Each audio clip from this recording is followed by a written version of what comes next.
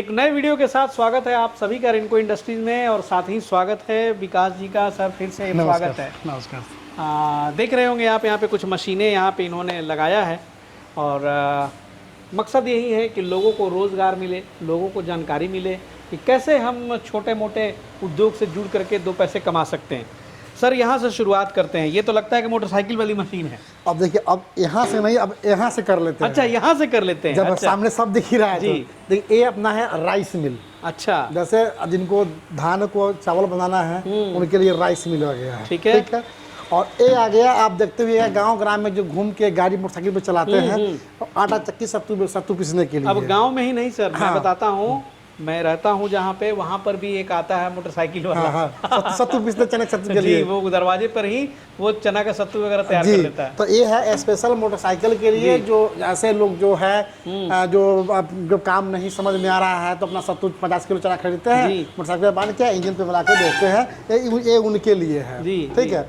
और ये तो अपना सुपर सीधा डायमंड कटर आजकल बहुत पॉपुलर हो रहा है। तो इसमें है अपना 16 इंची में ये मॉडल है। ठीक है। 16 इंची में अपना जो कमर्शियल उद्योग के लिए, जैसे अभी पीएमजीपी में, पीएमएफएमई में, मुख्यमंत्री उद्यमी में जो 2 लाख का जो लोन हो रहा है आटा चक्की के लिए, मसाला मशीन के लिए, ये उनके लिए है।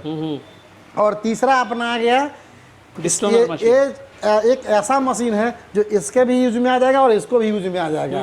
मतलब ये डिस्टोनर, इससे जो भी डस्ट आपके गेहूं में होता है, चना में होता है, जिसमें भी होता है, वो आपको डस्ट को अलग, कंकड़ को अलग, और आपको चना को अलग और गेहूं को अलग करके। अच्छा, ये जो डिस्टोनर मशीन है सर, ये तो सरसों वाले में भी काम देगा। देखिए, जाली के ऊपर होता है। जैसे जाली उस पर कितना महीना कितना पतला लगता है, जाली बदलिएगा तो सरसों में भी काम आ जाएगा, और गेहूं के लिए तो है ही है। सही बात है। और साफ सफाई क्वालिटी अगर चाहिए तो पहले अब क्या होता था कि अब घर की जो महिलाएं हमारी हो गई हैं, बहुत सुकुमार होता है। पहले ओखल में गेहूं कूट को खाता था, अब क्या कि सिर्फ चाल के और दे देते हैं। तो ऐसे जो आटा चक्की जो लोग लगाए हुए हैं, 1 रुपये केजी या 2 रुपये केजी पीसते हैं, और जिनके पास रेस्टोरेंट होगा, सफाई करने वाला चलना होगा, उनका 1 रुपये केजी और बढ़ जाएगा। इसलिए कि गेहूं तो उनका आएगा पूरा, किसान से पिसाने के लिए पूरा गंदा ही आएगा।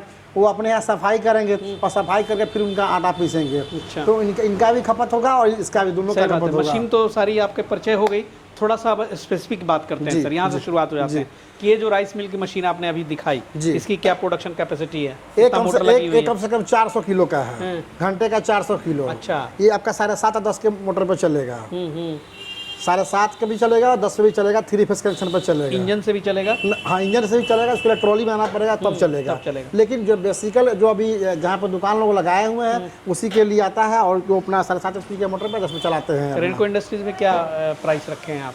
ये सारे प्राइस तो सर होता क्या है, मशीन पर डिपेंड करता है, मोटर पर डिपेंड करता है। अच्छा। बहुत लोग कमेंट करने लगते हैं कि आपने बताया, कुछ पूरा वीडियो देखते नहीं है। अभी हम बोल देंगे कि 40 हजार में मिल जाएगा, तो वो 40 हजार भी को सुनाई देगा, लेकिन वो मोटर हम दे रहे हैं कि नहीं दे रहे हैं, सुनाई नहीं देगा, तो ये बात गुप्तनीय है। फोन से आप फोन से कर सकते हैं। और जरूरतमंद लोग के लिए, जो ऐसे लोग हैं, ये समथिंग रोज कमाओ रोज खाओ 18,000 के आसपास में ही आ जाएगा आपका। बिल्कुल।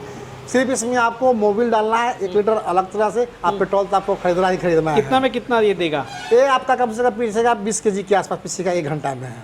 20 केजी 1 घंटा पीसेगा, और पेट्रोल खाएगा मोटा-मोटी। मतलब सत्तू बेसन कुछ भी तैयार करा ले। सत्तू पीसते ज़्यादा लोग, क्योंकि गांव में जो पीसते हैं वो सत्तू घूम के पीसते हैं। वो कौन सा आटा आगे हम पीस रहे हो तो पीसते सत्तू पीसते हैं।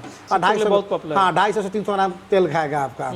और ये आपका आ गया डायमंड कटर, जो ये है, तो इसमें आपका घंटे का कम से कम 3 यूनिट आपका बिजली खाएगा, 3 से 4 यूनिट। और ये आपका 7.5 का मोटर लगाइएगा या 10 HP का, तो 120 किलो पीसेगा। अच्छा। अगर 5 HP सिंगल फेस चलाते हैं तो कम से कम वही 80 से 90 किलो के आसपास रहेगा। और आ गया इनका, अब डैशबोर्ड पे आते हैं, चलना पे आते हैं। चलना को सफाई के लिए तो अगर कम से कम 200 किलो घंटे का सफाई करेगा, कम से कम 200 किलो घंटे का सफाई करेगा।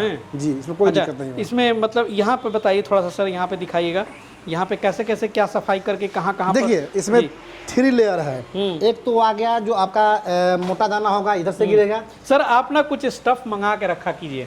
हालांकि मैं जानता हूँ कि ये तो यहाँ से मशीनें बिक्री होती हैं, थोड़ी सी डेमो करने में भाई बड़ा मुसीबत होता है, अब सर के पास रहता ही नहीं कि मैं यहाँ पे देखिए अब अभी होता करूं। क्या, इतना सामान होता है ना, 50 प्रकार के मशीन बेच रहे हैं और 50 प्रकार के सामान मंगाएंगे, मालूम चलेगा राशन का दुकान एक अलग खुल गया।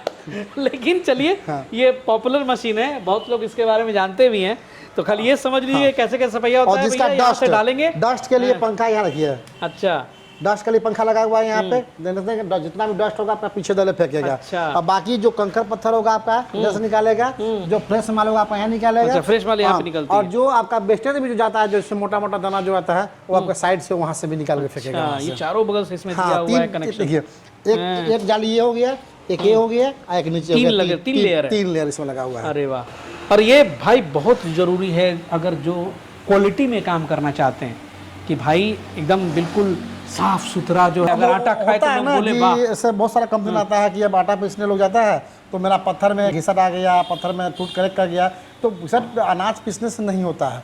वही जब डस्ट में मशीनों आपका- की भी लाइफ बढ़ेगी। डस्ट में जब आपका वही पत्थर होगा, या मान चलिए कि अब खेत से जो उपजा हुआ है तो उसमें हो सकता है कील, लोहे का कील भी हो सकता है, कुछ भी हो सकता है, तो सब जो डस्ट से जब साफ हो जाएगा तो फिर मशीन के पत्थर में कोई दिक्कत आपको नहीं आएगा। और जो लोग नहीं समझते हैं वो डस्ट न लगा के अब सिर्फ ऐसे हाथ से कूट काट के दे देते हैं।